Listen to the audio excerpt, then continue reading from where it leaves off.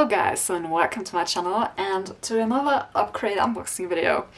It's Upcrate 24 now, and I think I started about Upcrate 22 or so. So check out my other Upcrate unboxing videos, and yeah, let's get started. This time I have absolutely no clue what's inside. I don't know, it could be anything, so let's see.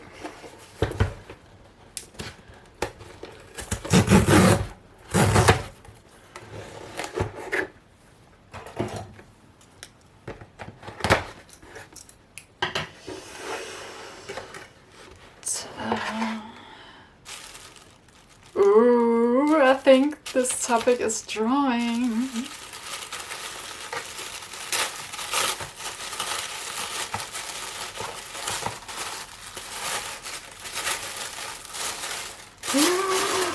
Okay, here's so much stuff inside. Okay, let's start with these. These seem all to be the same kind. I think I actually have one of these already, but in red. So I'm very excited to try these. And here's another acrylic marker, but this one seems to be a little bigger. Okay. A Graphmaster Acrylic paint, another acrylic marker. So we have 5 acrylic markers by now. Oh, okay, what are you? Oh, this is a spare nib for the acrylic markers. I hope at least it's a spare nib and not the one is broken, but I guess it is a spare nib. And we have some Koh-i-noor Hardmuth Polycolor colored pencils in very bright colors. Oh, please don't make me pronounce this brand. Bruynzeel, I don't know. Fineliner brush pens. Okay, there's 6 of these. Let's try to open it.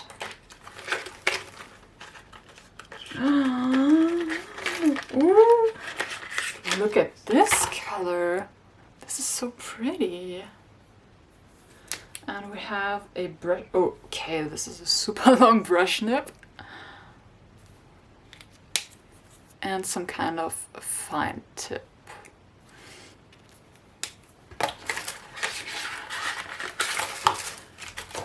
Okay, that's a very interesting color scheme. But it matches pretty well, I'd say. Have some rose color. Some turquoise. Yeah. Okay, what is this? Oh my god, it's a whole sketchbook. The paper is super thick, a little rough, I'd say. So we have a nice texture here. But isn't it supposed to be like this, or did I get like 2 covers? Because front and back I have it twice. But this looks absolutely gorgeous. And we have the bottle post with stickers and an artwork. Ooh. The featured artist of this month's Upcrate is LiQWYD. And I think this looks fantastic. Okay. Let's see what the topic is. It is sketched dreams. Okay, this leaves a lot of room for interpretation. So let's see what I'll make of this, but can we appreciate for a moment how many art supplies are in there? I mean, look at this. this was all in one box. This is just crazy. So a big shout out to Upcrate for creating such amazing boxes. That's really insane. So first things first, let's get swatching, and I'll do the swatches in the back of the sketchbook because I don't want to waste the first page of a whole sketchbook just for swatches. So let's go back here. And I think I'll start with the pencils. So we have quite a bright and happy color theme, I think.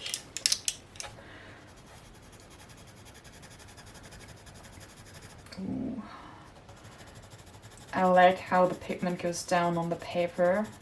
These are really nice.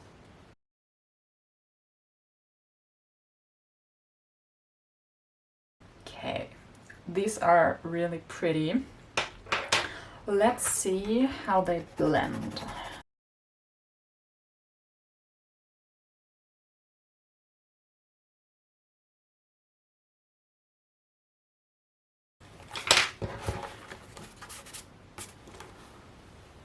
Okay, I am really impressed. These are gorgeous. They work so well together. Let's see, what about the acrylic markers? We have turquoise green, sky blue light, naples yellow deep, and light rose, and deep scarlet red. This one is my favorite color so far. It looks so pretty. Let's see if this one is different or rather similar, because they look pretty much the same. This one is a little greener, but I don't know if it makes a big difference. Oh yeah, there's definitely a difference, but still they are very similar, so maybe this one would work pretty well as a shadow. This color is also really pretty, and there's actually not much bleeding on the other side of the page. However, when coloring I need to be careful because, as you may see, the paper is a little damaged, but just a little bit. However, it works really well. And as I just saw, on this pen it says exchangeable tips, so I guess this tip is for this pen, which is, by the way, a Graphmaster pen, and I have never heard of these before, so I'm very excited to try it. This one also works just fine, and it feels pretty similar to the other acrylic markers, so if I had known that this was a different brand, it could have been also one of these guys. Now let's see the Fineliners slash brush pens. Let's start with this rose color. It actually has no color number on it. So I just had a look at the packaging, and there's also no color numbers, so I don't know what colors these are. However, it says the pens are gluten-free, so if you want to eat them, please don't do it, but if you want, they are gluten-free.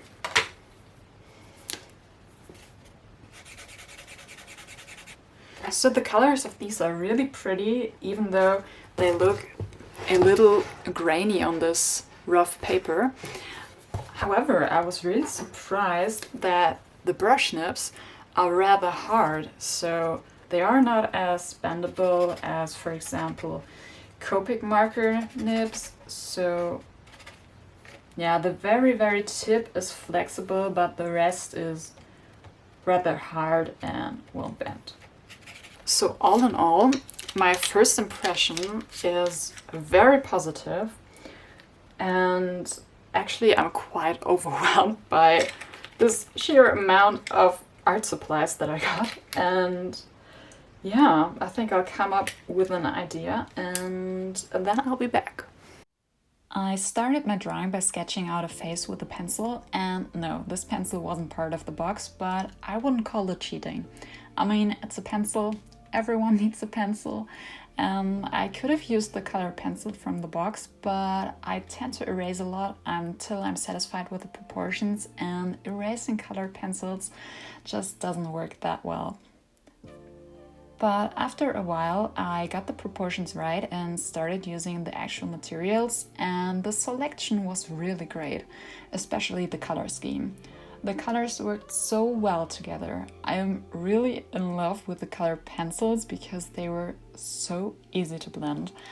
I usually tend to color skin in a way that looks natural, so it was definitely a step out of my comfort zone to make it more colorful. But I'm really satisfied with the outcome, as well as the hair, which turned out better than I had expected. However, when using the acrylic markers, I noticed that I had to shake them pretty often to get more color out of them. And I'm used to Posca markers, which are a lot more juicy, so the Amsterdam markers feel pretty different. I really liked them, but I think I would have liked them even more on different paper.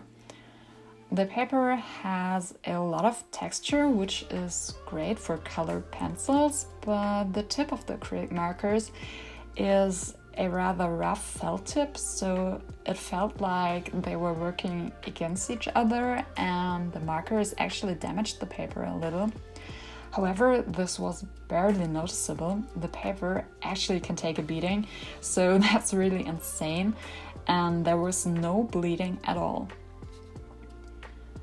Even though this is very positive in general, there's also a negative side to it. Since the paper is very textured, it gave the brush pens a really hard time.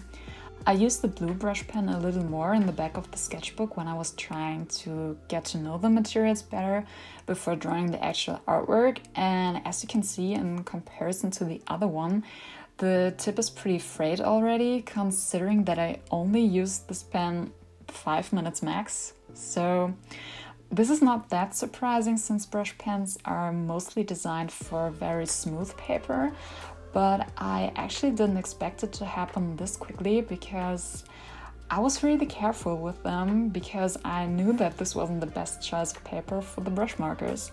After finishing the drawing, I realized that I had only used about half of these supplies because there were so many options, and I thought about drawing a background with the other acrylic markers, but I actually didn't dare to do so because I was so happy with the way the drawing looked. So I quickly scanned the drawing and imported it to Photoshop and created a background there to see what it would look like. But I liked it more without the background and decided to make another drawing instead where I could use the other supplies. Since the lady on the left looked very serious, I wanted to draw another one that's more relaxed and happy. So I thought about what would make me happy at the moment, and the simple answer is a little bit of sunshine. And I think I managed to include all the materials I hadn't used before, and I have to say that I'm really proud of the way that I drew her hair, because I'm not very good at drawing hair, but it turned out way better than I had expected.